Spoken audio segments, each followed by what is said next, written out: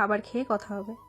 তাসনিয়া খাবার বেড়ে দিল। খিদার চোটে সব খাবারগুলো খেয়ে নিলাম। খাওয়া দাওয়া শেষে তাসনিয়া বলতে লাগলো, আচ্ছা, আপনার আব্বু বা আম্মুর নাম্বারটা দেন, ওরা আসলে আপনাকে বাড়িতে নিয়ে যেতে পারবে। লাগবে না, আপনি চলে যান, আমি ওদের ফোন দিয়ে বলে দিব। ওরা আগে আসুক, তারপর আমি এখান থেকে যাব। শুধু শুধু আমার জন্য কষ্ট করার প্রয়োজন নেই, আমি বলছি তো ওরা আমাকে এসে নিয়ে যাবে। ওকে। আর হ্যাঁ, আমার ভাইয়ের থেকে একটু দূরে থাকবেন, ওর উপর বিশ্বাস নেই, কখন যে কাকে কি করে বসে। ঠিক আছে। অতপর তাসনিয়া চলে গেল। আমি আমার ফোনটা বের করে একটা আননোন নাম্বারে ফোন করলাম। রিং হচ্ছে, দৌড়তি ওদিক থেকে। আসসালামু আলাইকুম ভাই, কেমন আছেন? শুনো, ভালোই আছি। মামুন, তুমি এই ঠিকানা তাড়াতাড়ি আসো। হাসপাতালের ঠিকানা দিয়ে। ছেলেটার নাম মামুন। হাসপাতালে কেন ভাই? কিছু কি হয়েছে কি? তেমন কিছু না, তুমি তাড়াতাড়ি আসো। এই বলে ফোনটা কেটে দিয়ে হাসপাতালের বেডে শুয়ে আছি আর তাসনিয়ার কথা ভাবছি। মেয়েটা দেখতে যেমন সুন্দর, তার চেয়ে মনটা অনেক সুন্দর। মেয়েটার হাসি দিলে আমি কেমন যেন ভালো লাগা ফিল করি। প্রায় 10 মিনিটের মধ্যে মামুন আমার কাছে আসলো আর আমার হাতে পায়ে ব্যান্ডেজ দেখে সে বলতে লাগলো, ভাই, এসব কি করে হলো? কিছুই হয় নাই, ও একটু চোট পেয়েছে। না ভাই, আপনি মিথ্যে বলছেন।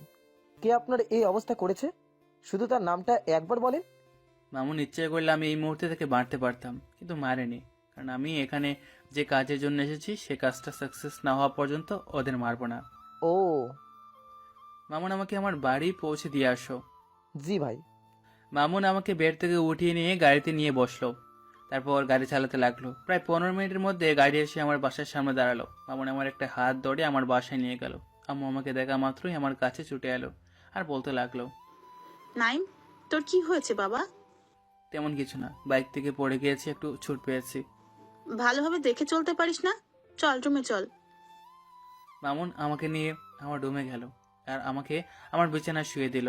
আমি আম্মুকে বললাম, আম্মু একটু পানি নিয়ে আসো, খুব তৃষ্ণা পেয়েছে।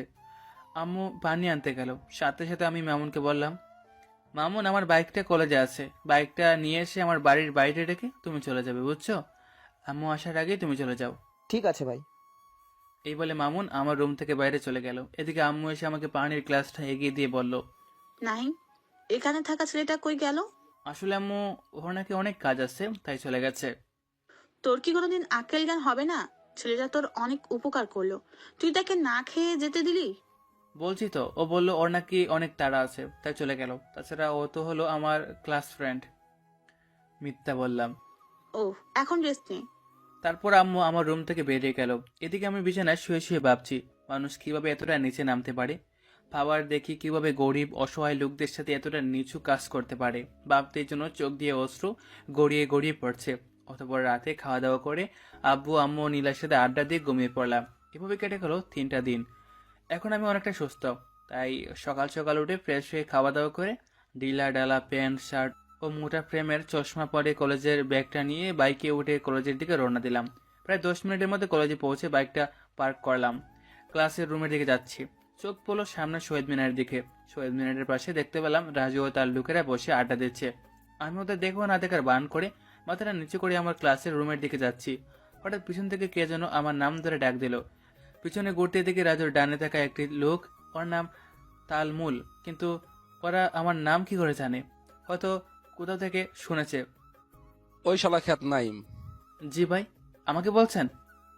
তুই ছাড়া কি এখানে আর কেউ আছে? এদিকে আয়। জি ভাই, যাচ্ছি। এই বলে আমি আলতু আলতু পায়ে এগিয়ে গেলাম ওদের কাছে আর বলতে লাগলাম, কিছু বলবেন ভাই? আমি ওই মেয়েটাকে ভালোবাসি, কিন্তু ওকে বলতে পারছি না। এটা একটা লাভ লেটার, ওই মেয়েটাকে গিয়ে দিয়ে আসবি, বুঝছিস? না ভাই, আমি দিতে পারবো না। আপনার জিনিস আপনি দিয়ে আসেন, আপনি দিলে হয়তো মেয়েটা বেশি খুশি হবে। তুই কি বললি? দিতে পারবি না? তুই দিবি না, তোর বাপ দিবে। এই কথা বলা মাত্র টাস টাস করে কয়েকটা থাপ্পড়ের শব্দ শোনা হলো। কি ভাবছেন থাপ্পড়টা কাকে মারলো? আরে আমাকে নয়, তালিমুলকে মারলো। কে মেরেছে? কার এত বড় সাহস যে তালিমুলের গায়ে হাত দিবে? সে আর কেউ নয়, সে হলো তাসনিয়া। তখনই তাসনিয়া বলতে শুরু করলো, এই, তোরা কি চাস বলতো? তোরা নিজেও পড়াশোনা করতে পারবি না, আর অন্য কেউ কি পড়াশোনা করতে দিবি না? তখনই রাজু মানে তাসনিয়ার ভাই বলে উঠলো, তাসনিয়া, তুই কেন এখানে? তুই ক্লাসে যা। যাব, তবে একা যাব না, নাইমকে সাথে নিয়ে যাব। এই খ্যাতটার সাথে তোর কি সম্পর্ক যে ওকে কিছু করলে তোর জ্বলায়?